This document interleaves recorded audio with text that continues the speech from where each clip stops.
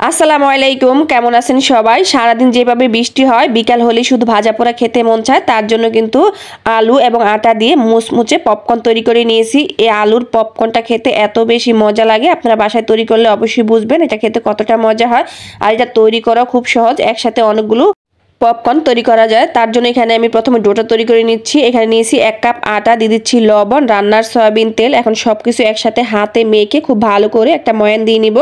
ময়ানটা দেওয়া হয়ে গেলে নর্মাল পানি দিয়ে এটাকে আমি ডো তৈরি করে নেব। পানিটা অল্প অল্প দিয়ে ডোটা তৈরি করে নেব।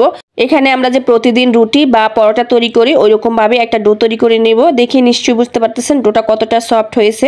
আমার ডোটা তৈরি করা হয়ে গেছে। এখন এটাকে আমি একটা সাইডে রেস্টে রেখে দিব 10 মিনিটের জন্য। একটা ঢাকনা দিয়ে ঢেকে রেখে দিচ্ছি। আর এখানে আমি কয়েকটা আলু সেদ্ধ করে নিয়েছি। এখন আলুটা আমি হাত দিয়ে ভেঙে ম্যাশ করে নিচ্ছি। আপনারা চাইলে কিন্তু গ্রেটার দিয়ে গ্রেট করে আলুটা ম্যাশ করে নিতে পারেন। আলুগুলো ম্যাশ করে নিয়ে এখন দিয়ে দিচ্ছি পেঁয়াজ কুচি, দিয়ে দিচ্ছি কাঁচামরিচ কুচি, দিয়ে দিচ্ছি পরিমাণ মতো লবণ। আর এখানে দিয়ে দিচ্ছি হলুদের গুঁড়া, মরিচের গুঁড়া, দিয়ে দিচ্ছি ধনিয়ার গুঁড়া, জিরার গুঁড়া। আর এখানে দিলাম আমি 1 প্যাকেট ম্যাগি মশলা। এই ম্যাগি মশলাটা দিলে কিন্তু পুরটা খেতে অনেক বেশি মজা লাগে। দিয়ে দিচ্ছি চিলি ফ্লেক্স। সব কিছু একসাথে খুব ভালো করে মেখে নিচ্ছি। এই তো এখানে কিন্তু আমার ভিতরে আলুর পুরটা তৈরি করা হয়ে গেছে। আর ডোটাও কিন্তু আমি নামিয়ে নিচ্ছি আর আটা দিয়ে একটু ভালো করে আবার মথে নিচ্ছি। এখন এটাকে আমি 4টা ভাগে ভাগ করে নিব। এখানে আমি আজকে 4টা রুটি তৈরি করে নিব। এই তো আমি ডোটা নিয়ে আবার হাত দিয়ে খুব ভালো করে এটাকে মথে গোল একটা বলের মতো তৈরি করে নিচ্ছি। এখন আটা দিয়ে একটা বড় সাইজের রুটি তৈরি করে নিচ্ছি। আপনি যত পারেন বড় করে রুটিটা তৈরি করতে।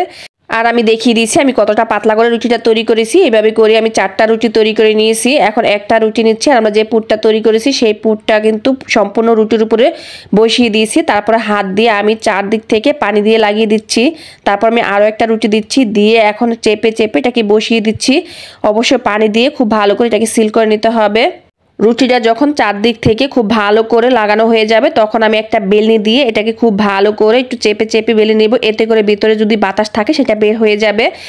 এখন আমি একটা চাকুর সাহায্যে চারদিক থেকে কেটে নিচ্ছি চারকোনা শেপ করে। এখন আমি আবারও চোখের আন্দাজ করে একটু কেটে নিচ্ছি। এটাকে আমরা স্কোয়ার শেপ দিয়ে নিব। এইভাবেই করে সম্পূর্ণ রুটিটা কেটে নিয়েছি। এখন আবারও স্কোয়ার শেপ দিয়ে নিচ্ছি। দেখতে কিন্তু অনেকটা সন্দেশের মতো মনে হচ্ছে। এইভাবে করে কিন্তু পুরো রুটিটা কেটে নিয়েছি। এখন একটা সাইড থেকে আমি একটা অংশ তুলে নিচ্ছি আর একটা ভাঁজ দিয়ে নিচ্ছি। এই তো দেখুন এখানে প্রথমে একটু পানি লাগিয়ে দিচ্ছি। অবশ্যই পানিটা দিতে হবে। পানি দিয়ে খুব ভালো করে চেপে এটাকে বসিয়ে দিতে হবে। তারপর আমি আরও একটা ভাঁজ দিয়ে নিচ্ছি। দেখুন হয়ে গেল না পপকর্নের মতো। আমি আবার আপনাদেরকে একটু ভালো করে দেখিয়ে দিচ্ছি। আসলে এটা দেখে বুঝে নিতে হবে। আর এই নাস্তাটা তৈরি করা খুবই সহজ।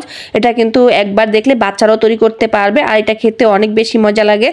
এই তো দেখুন এইভাবে করে কিন্তু আমি সবগুলো পপকর্ন তৈরি করে নিয়েছি। আর এটা তৈরি করে কিন্তু আপনারা ডিপ ফ্রিজে সংরক্ষণ করতে পারবেন এই অবস্থায়। এখন এগুলোকে আমি ভেজে নিচ্ছি। আমি চুলায় আগে থেকে তেলটা গরম করে নিয়েছি। আর তেলটা গরম হয়ে গেলে কিন্তু আমরা পপকর্নগুলো দিয়ে নিব। যখন একটা পাশ দেখবেন একটু লালচে কালার চলে এসেছে তখন এগুলোকে উল্টে পাল্টে দিবেন। পপকর্নগুলোকে আমি 5 মিনিটের মতো উল্টে পাল্টে ভেজে নিয়েছি। তারই মধ্যে কিন্তু আমার পপকর্নের কালারটা দেখুন কত সুন্দর চলে এসেছে। দেখতে এখনই কতটা লোভনীয় লাগতেছে।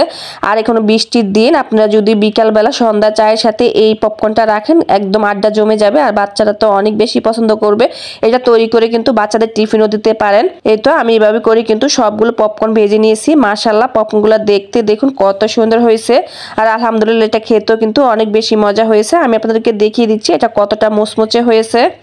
দেখুন আপনারা দেখে নিশ্চয়ই বুঝতে পারতেছেন এটা কতটা মুচমুচে হয়েছে। তো বন্ধুরা আমার রেসিপিটা যদি ভালো লাগে লাইক কমেন্ট শেয়ার করতে একদম ভুলবেন না। সবাই ভালো থাকবেন। আল্লাহ হাফেজ।